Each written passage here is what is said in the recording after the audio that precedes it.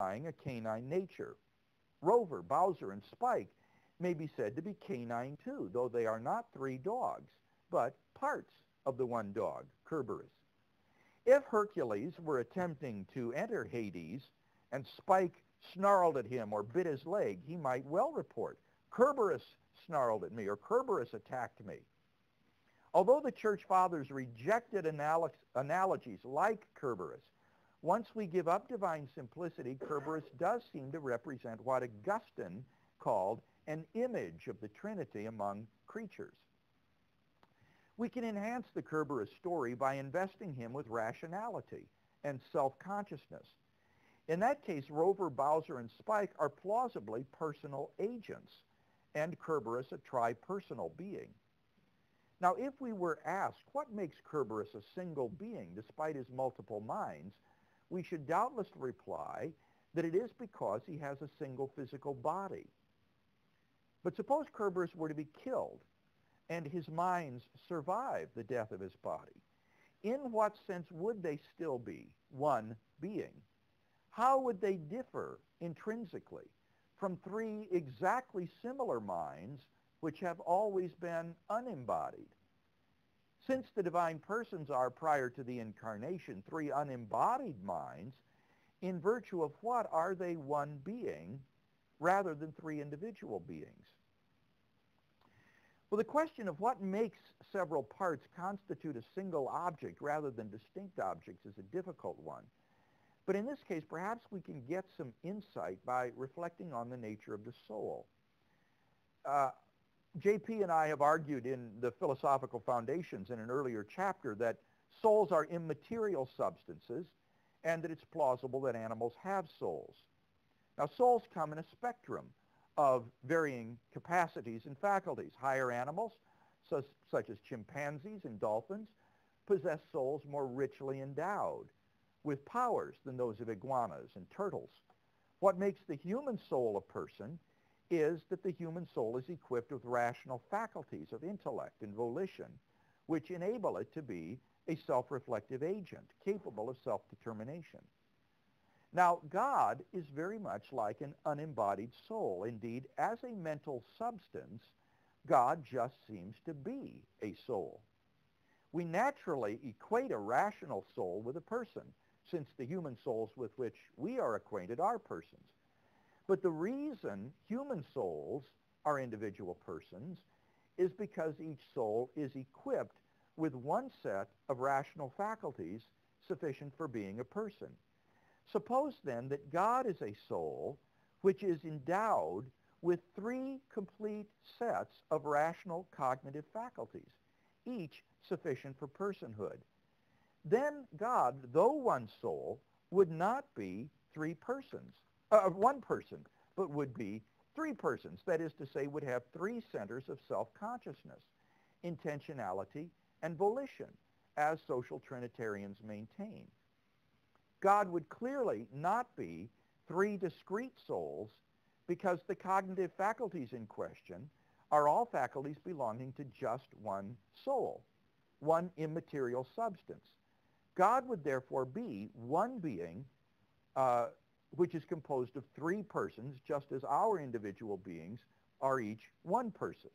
Such a model of Trinity monotheism, I think, seems to give a clear sense to the classical formula, three persons in one substance. Now, at this point, let me leave my prepared notes, and I would like to say something by way of response to the article on this proposed model of the Trinity that appeared in Philosophia Christi recently by Dan Howard Snyder. The model that we proposed here, I think, is disarmingly simple and prima facie coherent. Why couldn't a soul be so richly endowed as to possess three sets of cognitive faculties, each sufficient for personhood, even as our souls possess one such set? I don't see any apparent reason why it could not, nor does Dan Howard Snyder offer one in his critique. So the question that remains will be whether this proposal is theologically acceptable, even if coherent.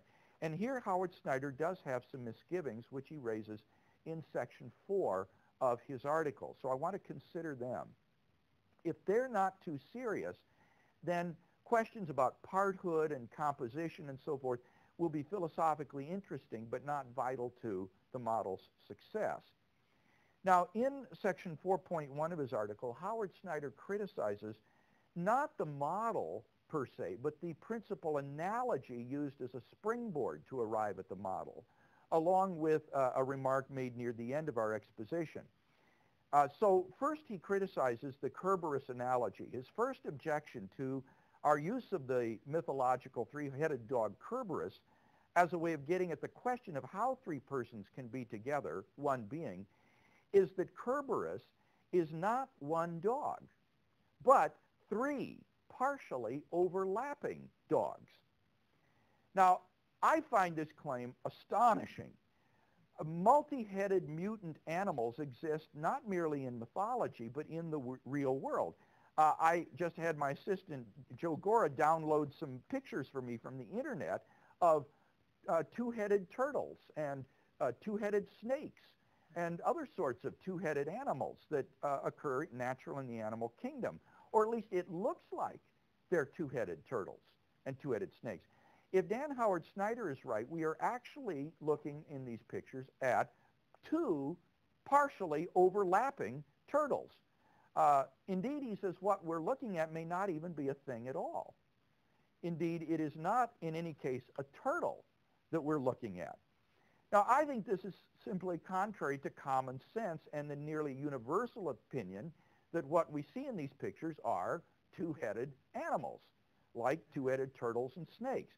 The metaphysician who wants us to believe that what we actually see in these pictures is something far more bizarre and recherché than a mutant turtle had better have some pretty convincing reasons for thinking that what we're really seeing here is two overlapping turtles, except for their protruding heads. But Howard Snyder doesn't offer any reasons for thinking this. He simply asserts it. Now, he does respond to the very sensible objection that in the case of Kerberos, there exists an unusual three-headed dog having three distinct canine persons, if you will. He responds first by claiming that since brains individuate mammals, there cannot be a single dog having three distinct, complete, individually functioning brains. Well, again, I say that's simply assertion. Just as there are two-headed reptiles, there are also mutant mammals which have two heads and hence two brains. And Joe, my assistant, has gotten me a picture of a two-headed calf, for example, that you can see. Now, these pathetic creatures are typically dysfunctional, but there's no inherent reason why this must be so. We can imagine a fully functioning two-headed dog or two-headed calf. In the case of Kerberos, we may suppose that he is a normal member of his species, and when mating, sires fully functional three-headed offspring. Having three heads is simply built into the genome of this species, and only mutants would be unfortunate enough to lack the three fully developed heads. Why should we agree with Howard Snyder that such a thing is impossible?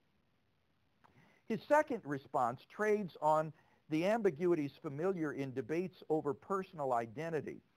He says, suppose Rover, Bowser, and Spike were surgically divided and supplemented with body parts so that three separate dogs exist after the completion of the operations. It would seem that we now have three new dogs. But what happened to Rover, Bowser, and Spike? They still exist, but cannot be identical to the three new dogs, since none of them was a dog prior to the surgery. In order to avoid the conundrums that this would occasion, Howard Snyder says we should say that each of Rover, Bowser, and Spike was a dog both prior to and after the surgery, but they were overlapping dogs before the surgery, and then they were separated apart through the surgery. Now, cases of this sort typically involve such conflicting intuitions that no solution stands out as clearly correct, and those that are offered all seem counterintuitive. I have far more